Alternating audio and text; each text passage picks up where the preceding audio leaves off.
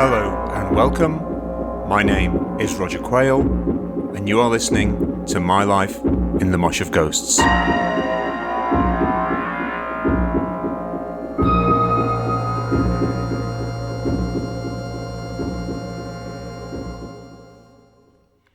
Hello and welcome back to My Life in the Mosh of Ghosts.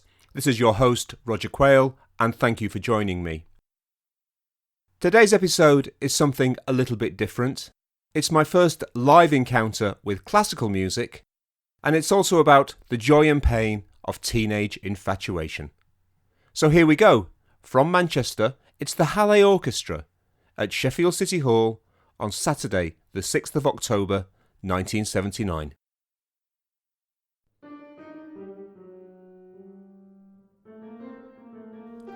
Sheena is not a punk rocker. Sheena Gates is many things. Unspoiled white rose of Yorkshire, straight A's student, Dire Straits fan, proud wearer of the Purdy Bob, and my on-off girlfriend for much of 1979. But emphatically not a punk rocker. Her favourite album is Ennismore by Colin Blunstone. And while I don't believe in miracles, she has little time for that weird band with the funny name that I play with.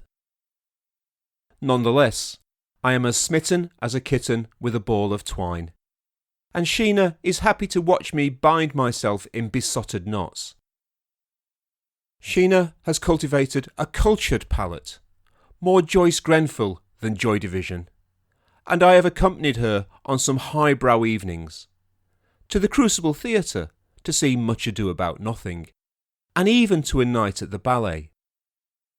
It's fair to say that if Sheena had heard that there was bear baiting up in Endcliffe Woods, I'd loyally toddle along behind her. Such is my state of enslaved infatuation. So it's Sheena's idea to go to the City Hall for an evening of classical music. Manchester's Hallé Orchestra presenting a programme of Mussorgsky, Prokofiev, Ireland and Delius. I've heard of the first composer. Emerson, Lake and Palmer have a live album of his Pictures at an Exhibition, which is a staple on Alan Fluff Freeman's Saturday Rock Show on BBC Radio 1. I've also seen Prokofiev's name in the credits to Woody Allen's Love and Death. But Ireland? Well, that's where the Guinness comes from. Delius? Inside right for PSV Eindhoven? Classical music in the Quayle House both starts and ends with the Strauss family.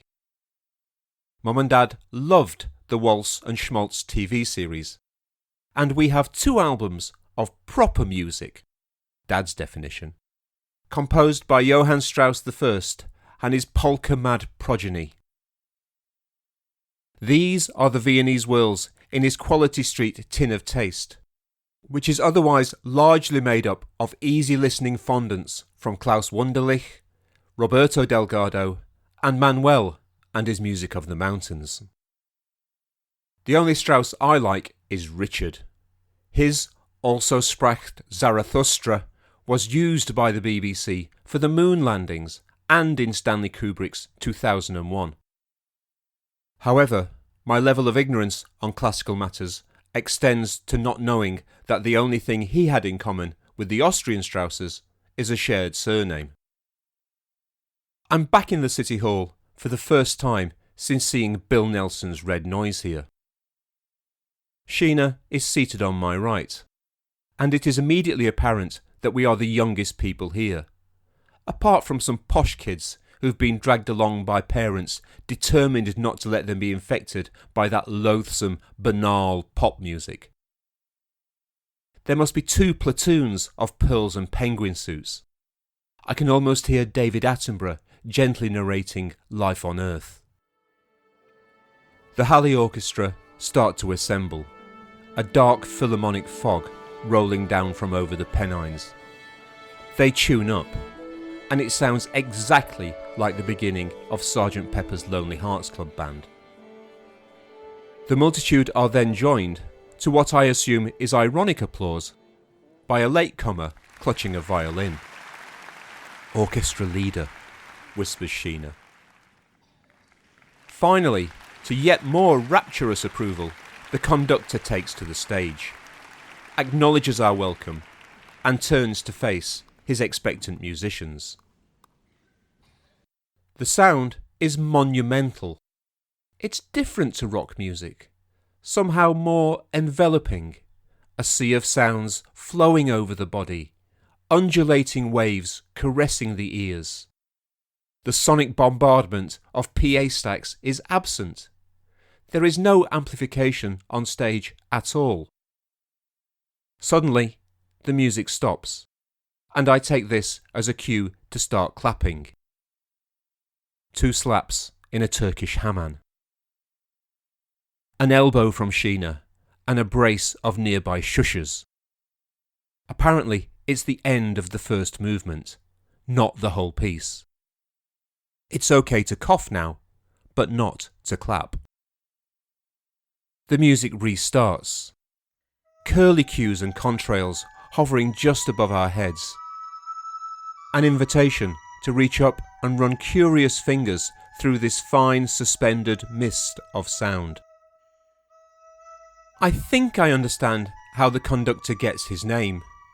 To me, he's the element through which all the energy in the ether is channeling, both to and from the stage, marshalling the serried ranks of strings, the mournful brass, serpentine woodwind, and the pleasing tin soldier rat-a-tat-tat of the percussion, changing the mood of the piece from wispy cirrus to towering thunderheads with the flick of his baton. So while I enjoy the novelty of the formal atmosphere, I'm too much of a child of Lennon and McCartney and Jagger Richards to form a real connection with this meandering, often ponderous music. It seems, after all, I share Dad's love of simple, memorable melodies, but only when clad in the crumpled leather jacket of rock and rebellion. Perhaps Josef Strauss and Joe Strummer have more in common than I'd care to admit. Replace the conductor's baton with a wand, his tailcoat with a cape, and we could be in prog rock territory here. Something no one is going to publicly admit to liking in the autumn of 1979. Sheena is going to Oxford University. I'm staying in Sheffield with my UB40 drum kit and well-played copy of Unknown Pleasures. A serious young man in a high-minded pop group, lost in the literature of André Gide, Brecht, Sartre and Borges. But it's my favourite, Jean Cocteau, who, describing doomed romantic Paul in Les Enfants Terribles, I feel best captures my plight. He was in love. It did not follow that he was loved, or ever would be. You have been listening to My Life in the Mosh of Ghosts with me, your host, Roger Quayle. Thank you to Simon for the intro and outro music, and to Rionagh for the artwork. Shout out to Sheena wherever you are. I hope you're doing well. Join me again next time for another tale from my life in the Mosh of Ghosts. This is Roger Quayle saying thank you and bye bye.